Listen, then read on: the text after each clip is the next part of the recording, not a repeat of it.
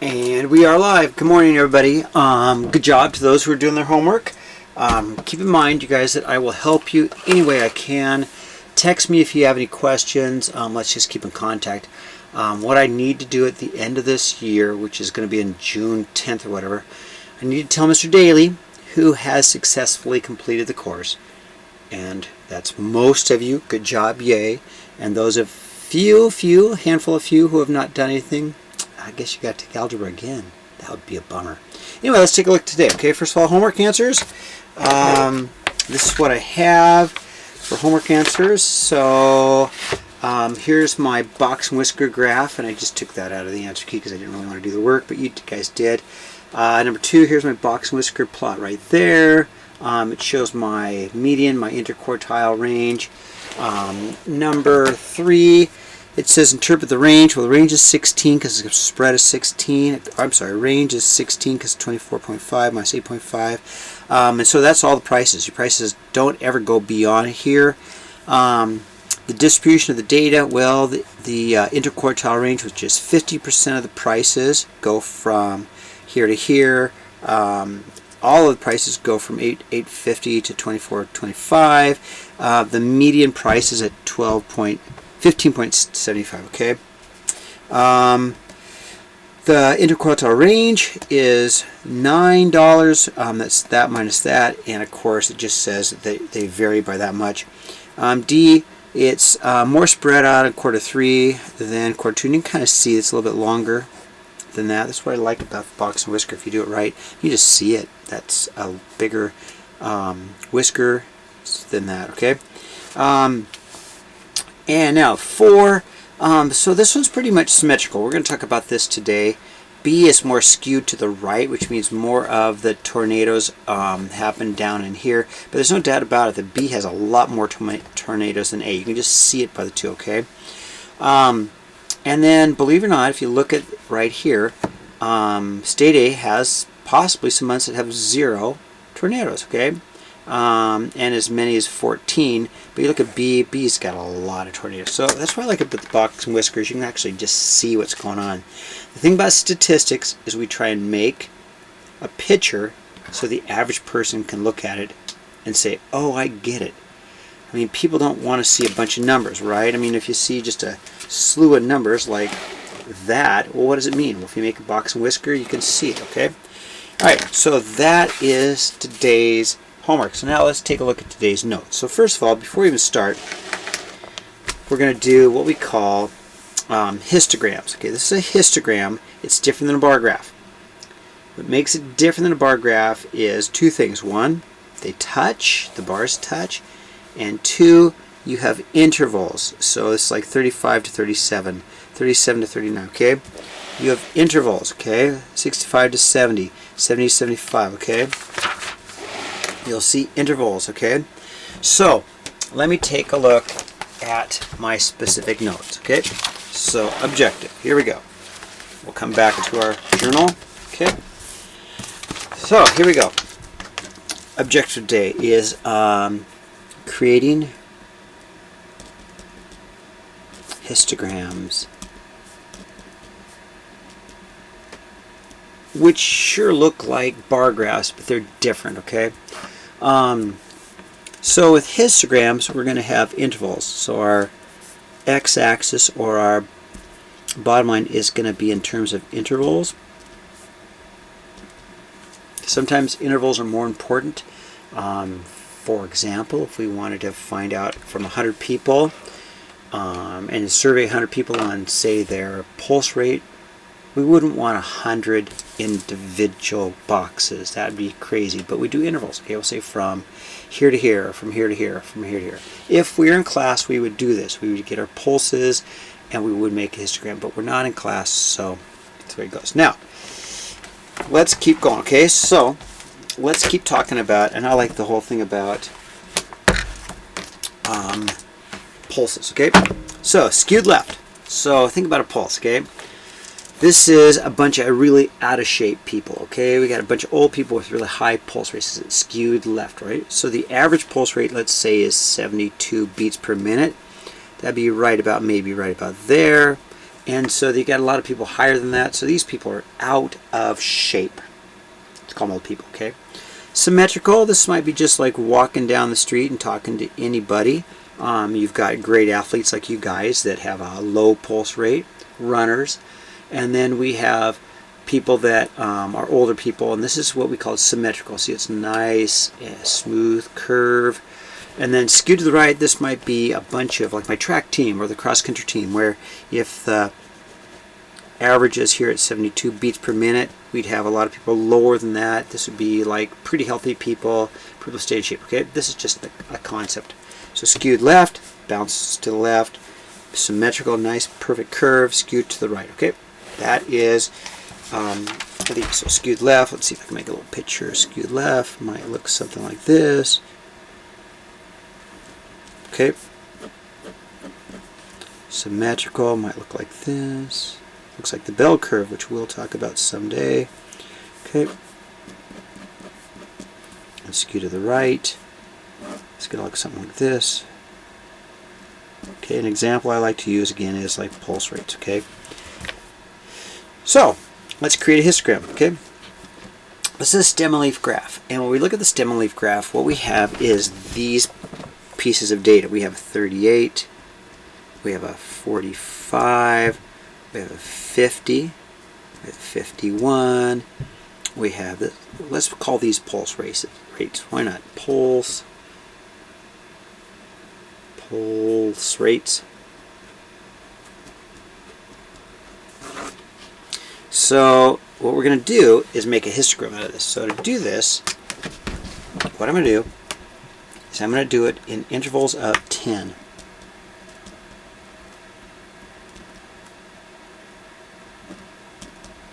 So, get our ruler out.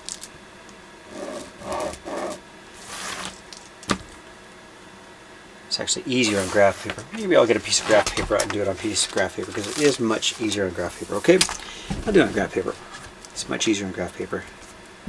So I'll show you why it's easier on graph paper because you got the intervals already there for you. Okay, so let's see. We can start out in our 30s, but so if we go from 30, let's go to 30. So let's go 31. This is 31 to 30. Nope, 21 to 30. No, that won't do any good. How about if we go 31 to 40? And we'll then go 41 to 50.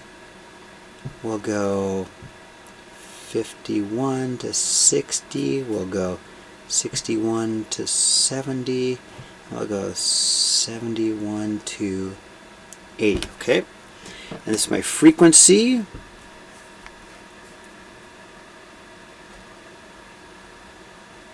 Which is how many. So we'll have all the way from 1, 2, 3, 4, 5, 6, 7. Well, 1, 2, 3, 4, 5, 6, all the higher we gotta go. So let's take a look at it. Let's see what we have. So if I look at what I have, and I'll try and use a different color, how many do I have between 31 to 40? 31 to 40, I've got 1. I've got a 38, right? So your 38 has to fit in here. I've got one person at that low pulse rate. Maybe Landon. I don't know, because he runs all the time. Okay, 45. All right, maybe that's his dad. You know, maybe his dad has a pulse rate of 45. That because he runs a lot too. Okay, so we've got one person that falls in there. Now 50s, okay, now this is still pretty good runners. We've got one at 50, we got somebody at 51, we got somebody at a 52, and we got somebody at a 54. Now that means we've got how many of those? We've got 3 of those. We don't need to put individual people, but we got 3 of those.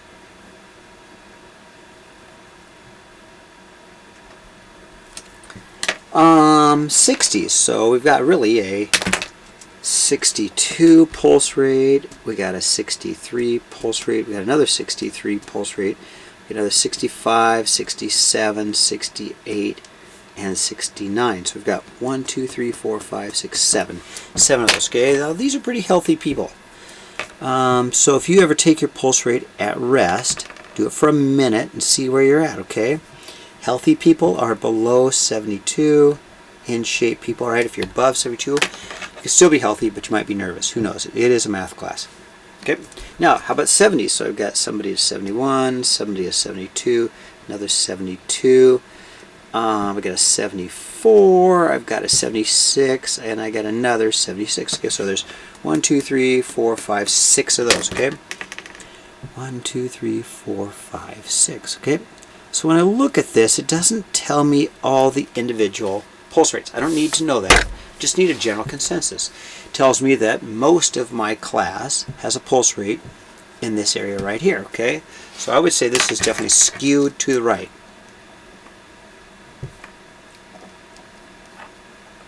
Okay, so what does a histogram do? It just gives me a really easy interpretation of what's going on. It's better than a bunch of numbers, right? And people don't really want to look at numbers.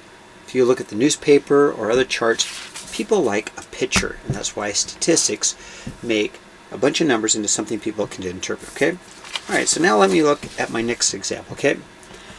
So this is gas purchase. Okay. So this is people that are out spending money on gas. Right. So obviously it depends on the price of gas, but that's somebody that's really, really low, or they got a big rig. This is somebody who's got either a little car or they're not so low. But anyway, these are gas purchases. So let's do a histogram on this too, okay? Intervals of 10. So the same thing. Okay, I'm going to go ahead and make my graph like this. Okay. And if I look at intervals of 10, the first thing I should do is just put these in order. Okay, so let's see.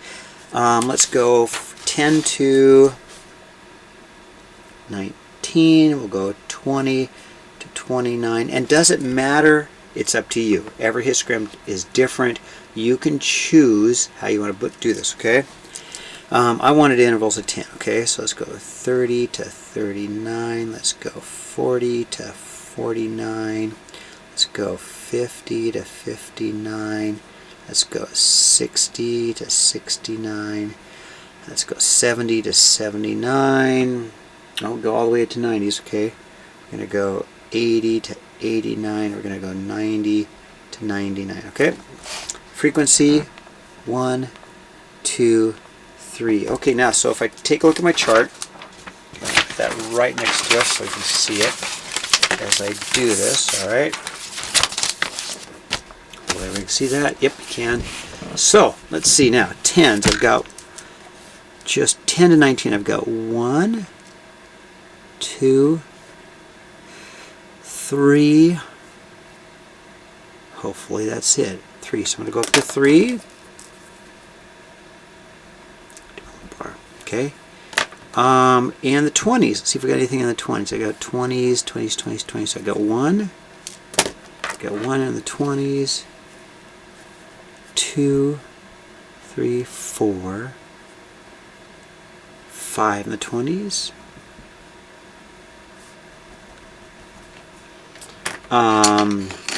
30s, I'll have 1, 2, 3 in the 30s. Okay, 3 in the 30s. Okay, in the 40s, I'll have 1, 2, 3 in the 40s. In the 50s, let's see, in the 50s I'll have 1, just 1? No, 2. Got 2 in the 50s. I'm sure you guys are seeing how this is working. And 60s, let's see what I got in the 60s. Let's see what other color do I have. 60s, I've got 1. Is that it? 1 in the 60s, okay? 1 in the 60s.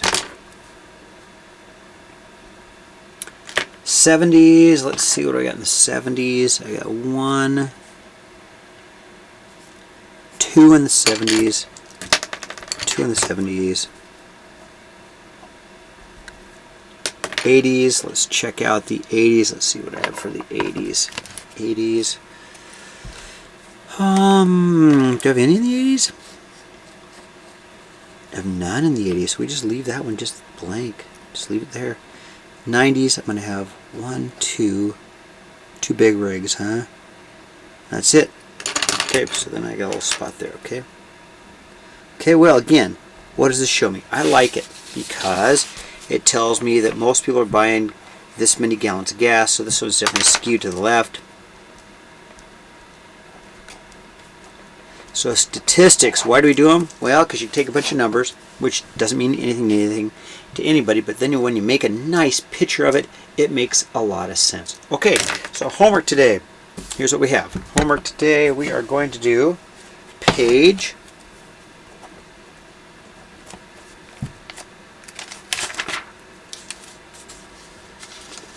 203, 204, 203 to 204, 1 to 3 all, which doesn't sound like much, but you know it's got the old ABC. So here's 203, you've got some numbers, you've got to do a histogram, beginning with intervals from 15 to 28, so it looks like it's intervals of 7. 2, they give you, and you have to interpret that. 3, now they're talking about on 3 a double box and whisker plot, okay? So you're going to do a double box and whisker plot on that one. They give you the information, okay? Okay, and that's it. So get her done, send her to me, and let me see what you got.